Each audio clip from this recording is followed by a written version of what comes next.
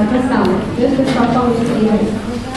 Cái bài này thì rất là ngắn nên chỉ có bây giờ tôi sẽ tiếp tục phân tích cho chúng ta về một cái phương tiện khác là siêu âm toàn bộ những máu tự động. Okay, first I want to very clearly say that I have no share in the outside errors, so please do not think that I should promote the Thứ nhất là bổ là có một disclaimer, nghĩa là bổ kêu là bổ không có liên quan đến gì đến cái với hãng gì hay hãng nào về cái chuyện mà cung cấp thông tin về cái phương tiện tầm soát này, nghĩa là nói chung là không có một cái mâu thuẫn lợi ích gì liên quan đến bài này. So till now, till date, whenever we talked about ultrasound, we meant one thing, there was no division. It was patient comes, we scan the patient with our standard probe and that is what it was. But now there is division in ultrasound, there are two different types.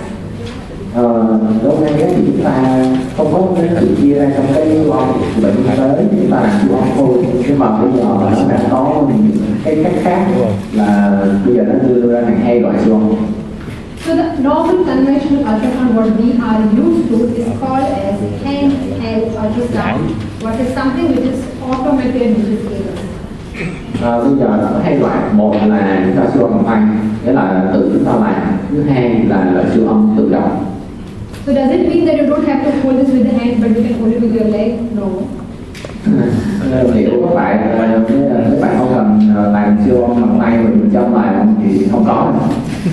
The difference is that here you take the probe, take the jelly and keep on massaging the breast for maybe half an hour, 20 minutes, one breast, go to the other breast, right? It takes a very long time. But when it comes to ABAS, it is different.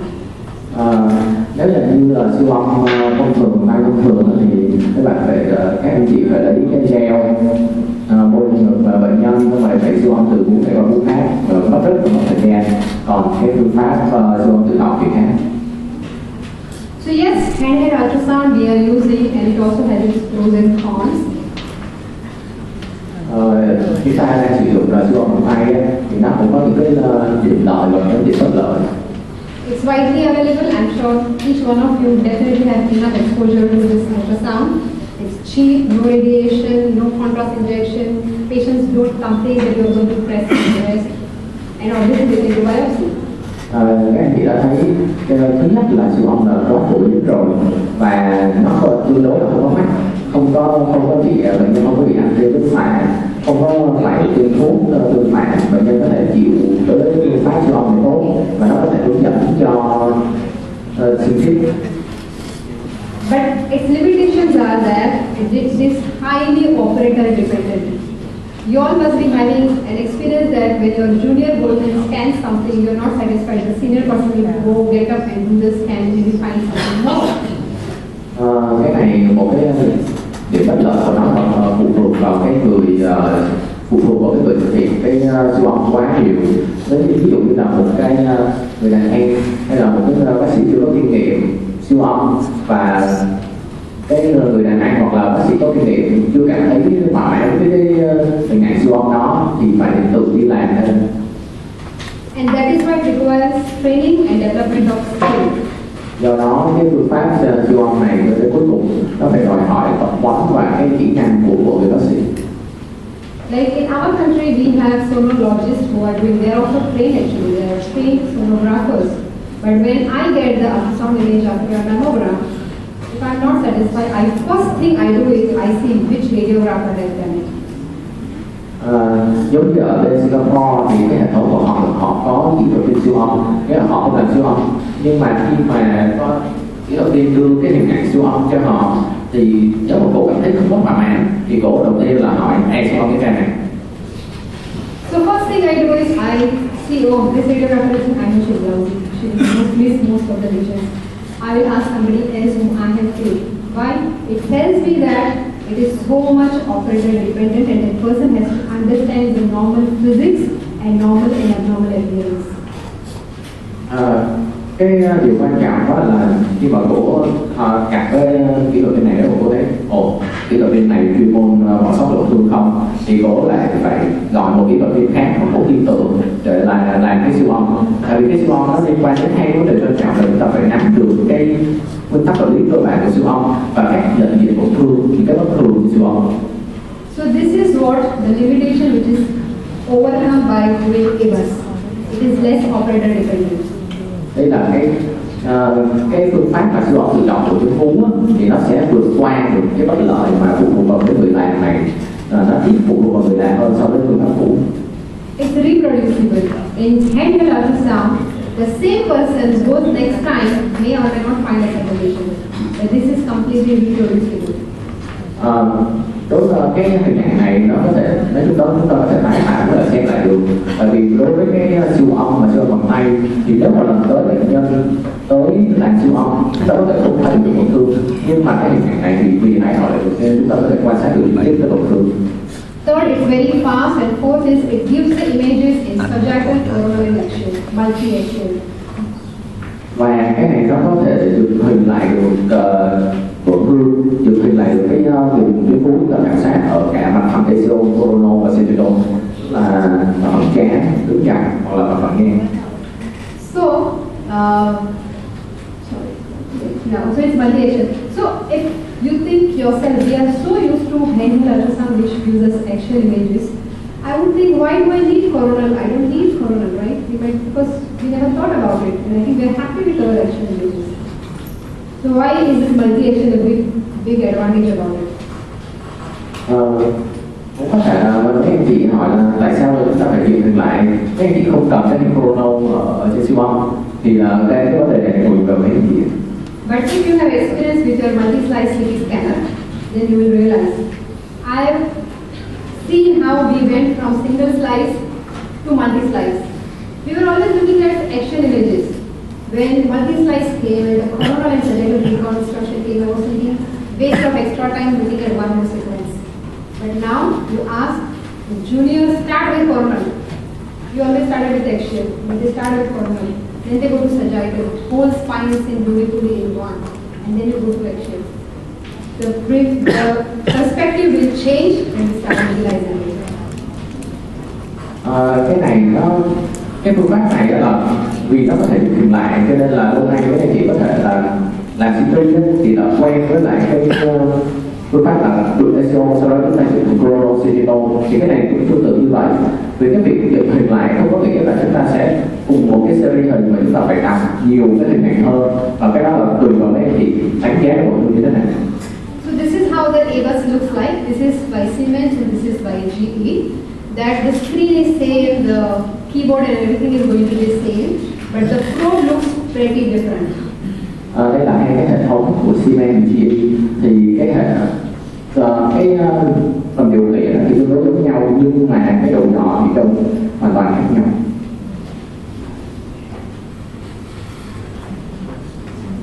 So those who are sitting, I think I'm sure they will get up now by this small video.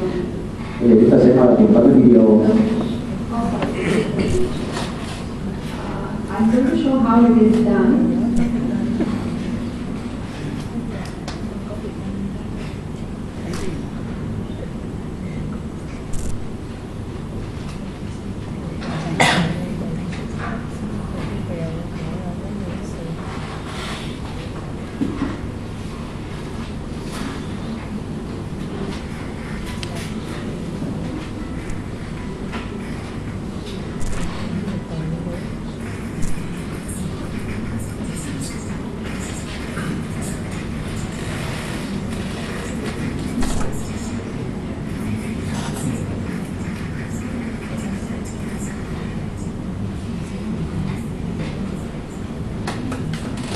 Okay, I'm sorry the sound is not working well. I will explain this later once you just go through the video.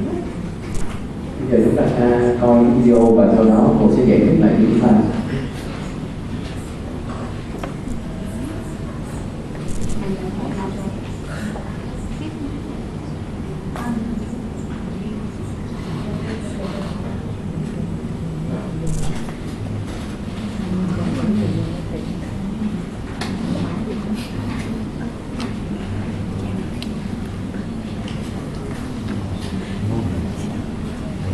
Ok, mặc lại.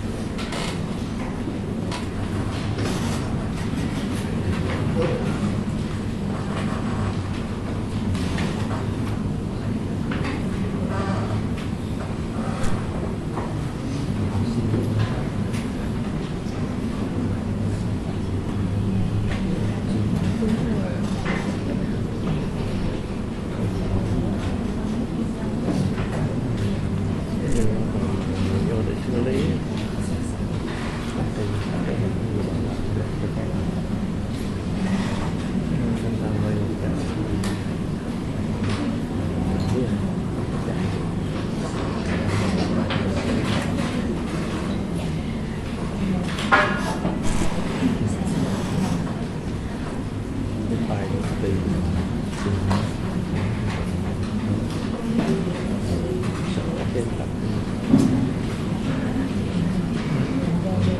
để mở lại vẫn còn chỉnh rồi kệ bệnh nhân rồi đi tới khám để quay để đi mặt vào lên đó rồi để nó cạn nhiệt cái này nó bằng rõ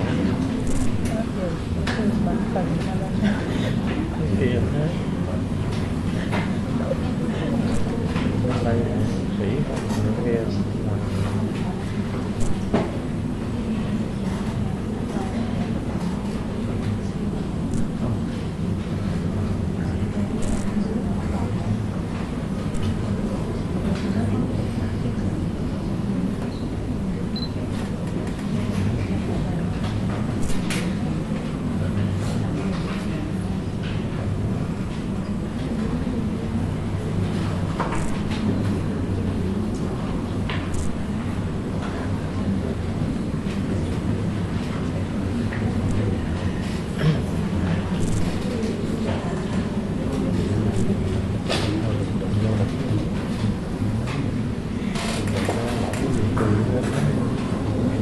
quay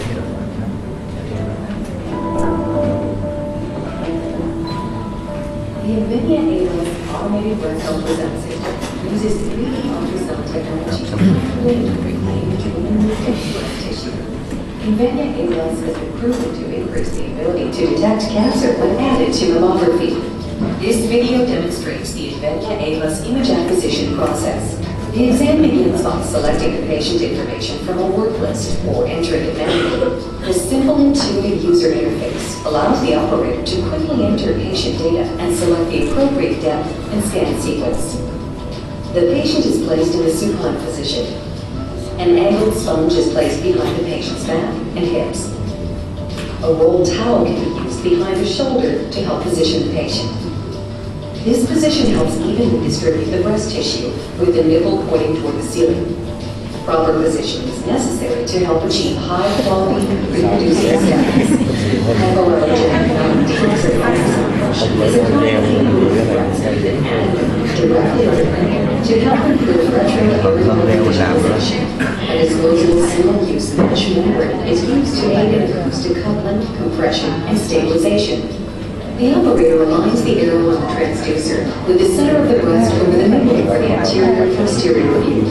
Gentle compression is applied to evenly thin the area of interest while aligning it parallel to the skin. The NVIDIA A-Bus compression assist feature is used to set the pressure to 1 of 3 levels. Gently apply 1 level at a time while allowing the patient to breathe normally. The NVIDIA A-Bus scanner assembly houses the exclusive reverse curve 15.4 centimeter field of view transducer. With the touch of a button, the operator begins the acquisition. The transducer moves to the inferior edge and scans across the breast from inferior to superior in about 40 seconds. The typical NVIDIA A-Bus exam consists of 3 views, also known as volumes. 6 volumes are required for a full exam, 3 per breast. These volumes overlap, allowing for additional coverage of the central aspect of the breast, where typically the denser cone breast tissue exists. Routinely, the volumes will include a centrally located anterior, posterior, AP, and AP projections of both the lateral and medial aspects of the breast.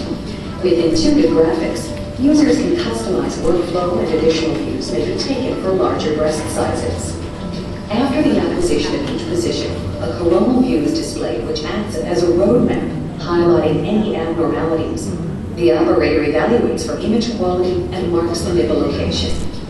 The full exam is typically 15 minutes, which includes patient preparation and image acquisition. 3D volumes can be configured to be sent to the NVIDIA A-Bus workstation at the end of the study. The 2mm stacked coronal slices allow for easy visualization of abnormalities on multiple slices. Correlation with other projections and planes can be performed, and various handling protocols of measurement and image manipulation tools are available for thorough review and interpretation. NVIDIA A-Bus, helping physicians look differently at day. So here you saw that how it is done. Bây giờ các anh chị đã thấy được là họ nói chung họ quét siêu âm trên cái đối tượng này. say that you don't have to keep on scanning the patient and massaging the breast for a very long time. Total 15 minutes and both breasts are completely scanned. Tức là không phải thực hiện làm siêu âm quá lâu, thì chỉ trong vòng 15 phút thì cả hai vú đã được siêu âm xong. The normal size of a normal probe is about 6 centimeters. The footprint is about 6 centimeters versus this is 15 centimeters. Yes, we don't have that people we can scan the breast, So this is the main difference that the footprint of the probe is 15 centimeters, is almost 3 times of a normal probe. Đấy thì chú ý là cái độ rộng của cái độ nhỏ là 15 cm, chứ nó lớn hơn rất nhiều so với cái độ rộng độ nhỏ của nó. And then you get the images in coronal, axial and sagittal. Coronal image is about 2 mm going from the skin to the chest wall. So average anything like 15 to 20 to 25 mm maximum number of images to go through. Nói chung là sau đó chúng ta sẽ còn được cái hình chrono, thì trên hình chrono chúng ta sẽ được từ vùng hàng ngực nó đi vào, được từ cái vú đi đến tận hàng ngực với cái độ dày của nó khác là 2 mm. Axial images are generally in hundreds, like 200, 300, like that. So we quickly go through the coronal images, find a lesion. If you see a lesion, put your cursor there, and immediately corresponding sagittal and axial images will come at the same time. Nói chung là thường bác sĩ sử dụng cái hình chrono để định vị trước, xong là ở cái hình ECO là có 200-300 hình gì đó, thì chúng ta sẽ sau đó sẽ quan sát tổn thương trên hình ECO và hình silicone. And then this is how they are displayed. You can look at a lesion in the lateral, central and medial, so two different projections as we already saw. Sau đó là chúng ta có thể thấy được cái tổn thương ở nhiều cái mặt khác nhau, nhiều phía khác nhau. And when you go from one image to the other image, you can see how the lesion is changing, and it will already give you that this is a lesion with a spiculated margin, right? Như chúng ta đã biết đây là một cái tổn thương, ở đây là một cái tổn thương mà có ở tua gan, thì chúng ta sẽ coi được trên cái hình cái màn hình vi vị, chúng ta có thể coi được cái tổn thương nó thay đổi của mặt hình như thế nào. This is similar thing.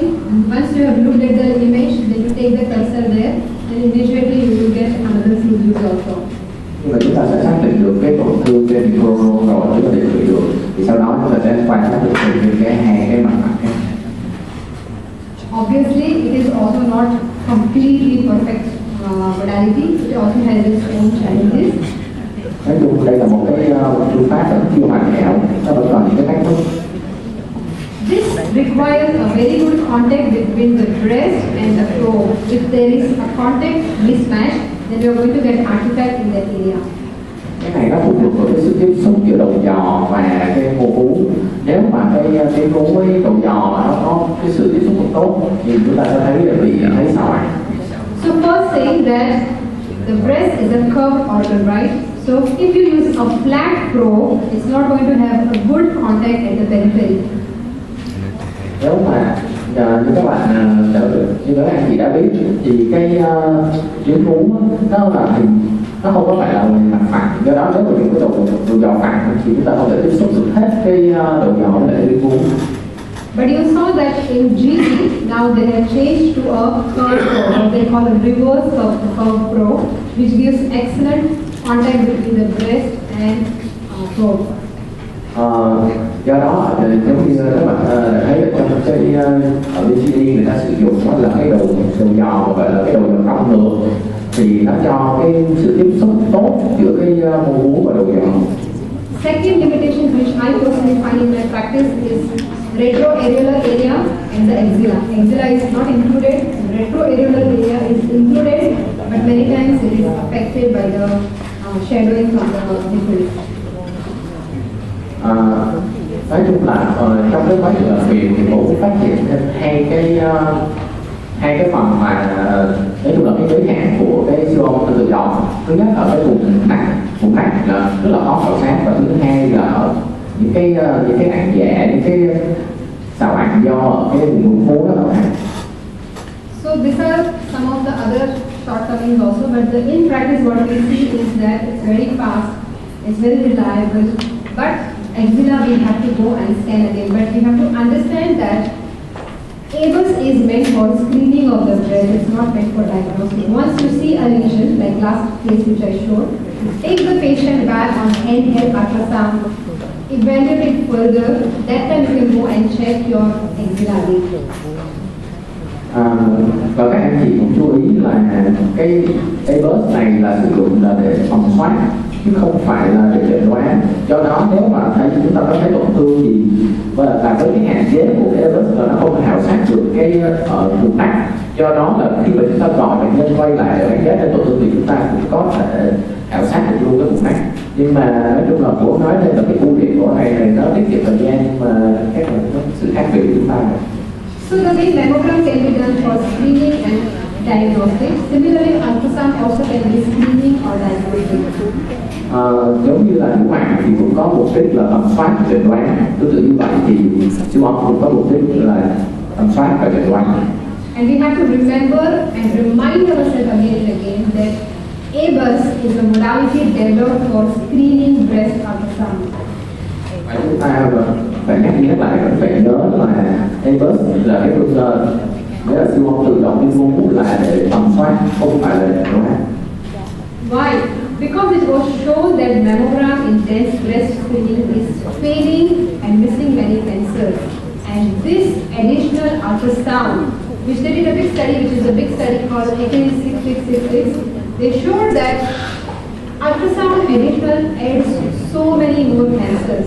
But it is not practical to do handheld ultrasound for the screening modality. That was the conclusion of the study.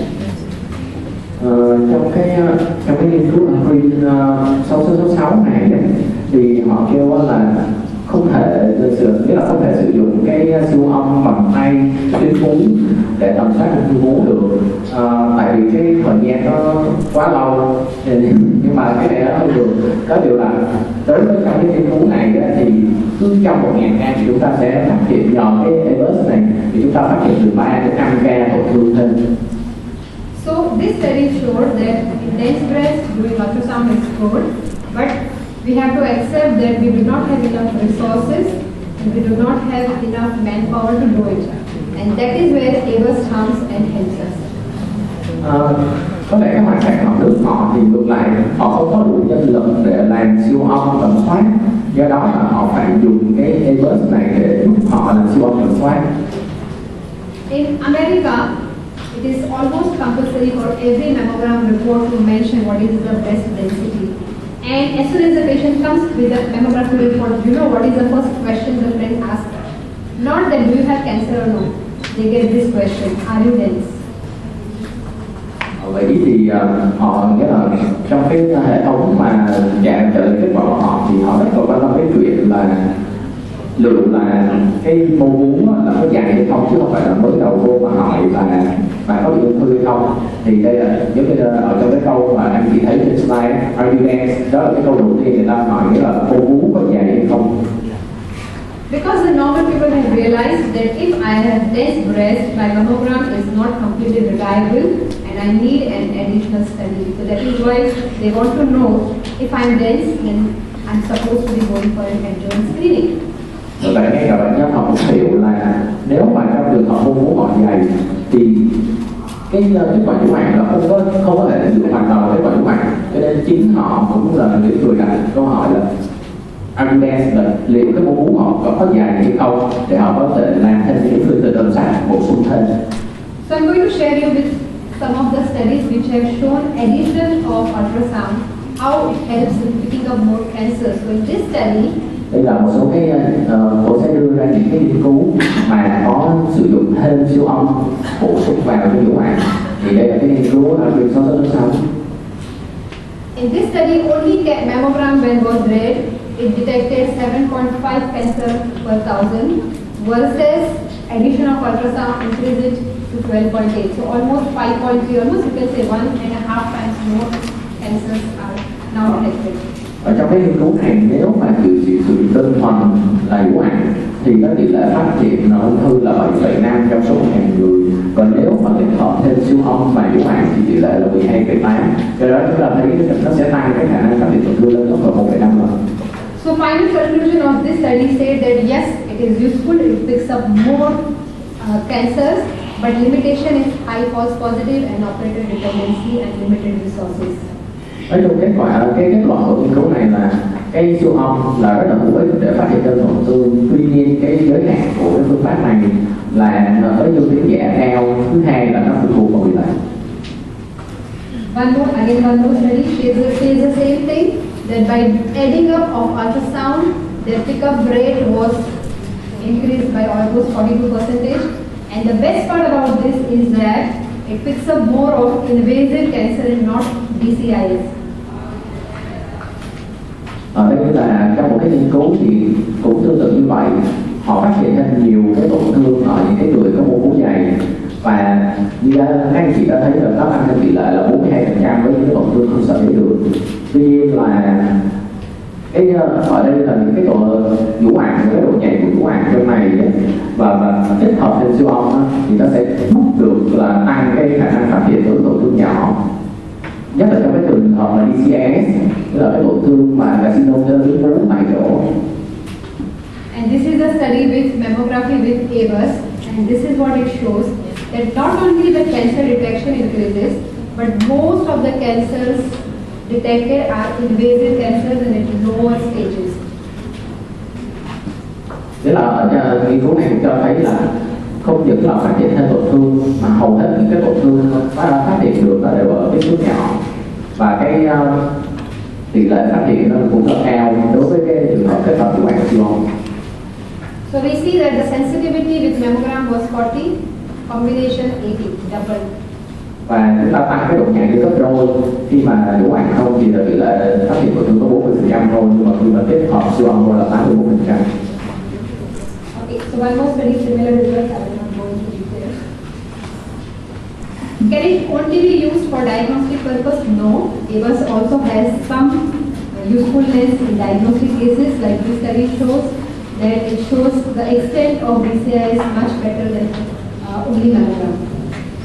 Nghĩa là cái vai trò của cái siêu âm tuyến vú tự động này nó không phải chỉ là đơn thuần ở trong cái vấn đề tầm soát, mà nó cũng có trong cái chẩn đoán, nó đánh giá cái mức độ lan rộng của tổn thương ống tuyến vú tại chỗ này tốt hơn là nếu mà sử dụng cái phương pháp nhũ hoàng đúng không? Okay, so this was a comparison with handheld. Nhưng mà cái này tôi xin lỗi là cái này là không phải là kết hợp với lại EVAS, mà kết hợp với lại siêu âm bằng tay. For those who are doing MRI breast, once you see a small lesion on MRI, you need to biopsy it, suppose. You need to localize it first, and what we generally do, we call the patient back for something what we call second look ultrasound. Now you know there is an enhancing lesion in the right upper outer quadrant, 3 cm from nipple. So you go and put your probe, check if you can find the lesion on ultrasound so that you can biopsy on ultrasound.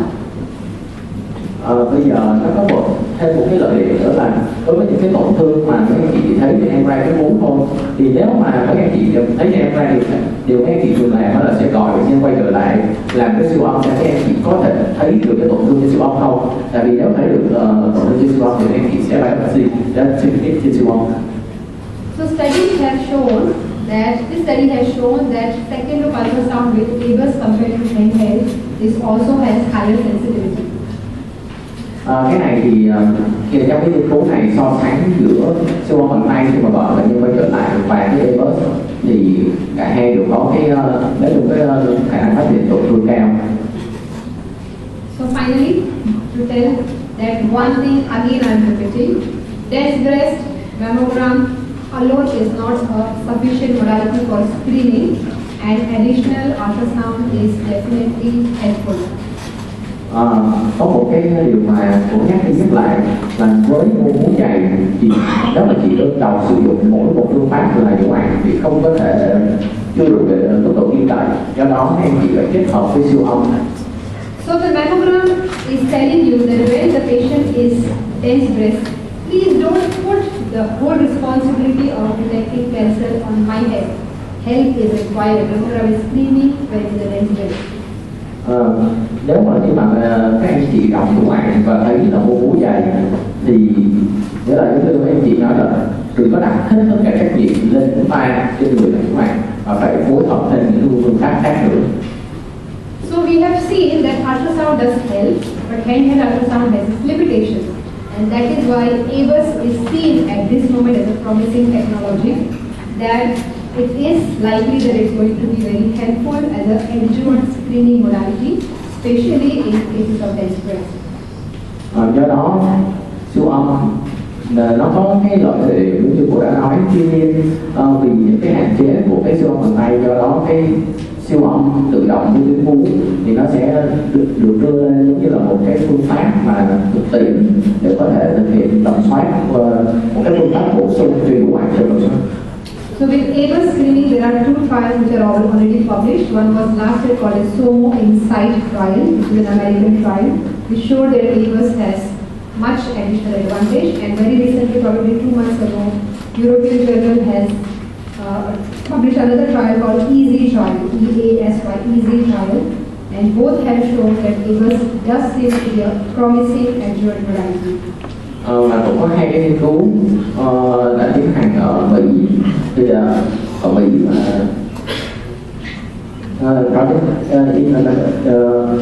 one is in USA, easy in USA.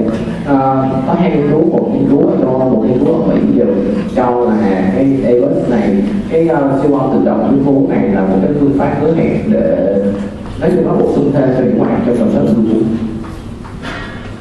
So finally, to summarize, that we have understood that it is a reliable method and we definitely can expect quite a bit of help from ABUS in future.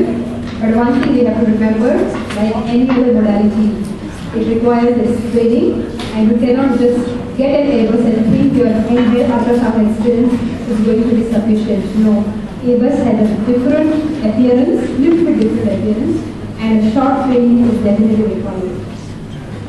Thứ nhất là chúng ta trong tương lai thì chúng ta có thể có cái vi phạm là cái ABUS, cái siêu âm bằng một tuyến vú tự động này nó sẽ giúp chúng ta trong quá trình chẩn đoán. Tuy nhiên cũng tương tự như tất cả các phương tiện khác, nó có những lợi điểm và nó cũng có những cái khuyết điểm, thì mấy anh chị phải nắm được những cái lợi điểm và khuyết điểm đó để có thể sử dụng nó hợp lý hơn. Thank you. The last 2 hours I have been explaining all the new modalities, and I'm pretty sure that slowly over a period of time, I see a lot of potential of growth, and I'm sure that in few years we are going to see, at least if not all, some of these modalities also getting very easily done. Thank you very much. Đây là cái bài giới thiệu và nói chung là tôi hy vọng là trong cái tương lai gần thì chúng ta sẽ thấy được những cái phương tiện này và chúng ta được sử dụng cái phương tiện mà bố đã giới thiệu hôm nay trong cái thực hành lâm sàng. So,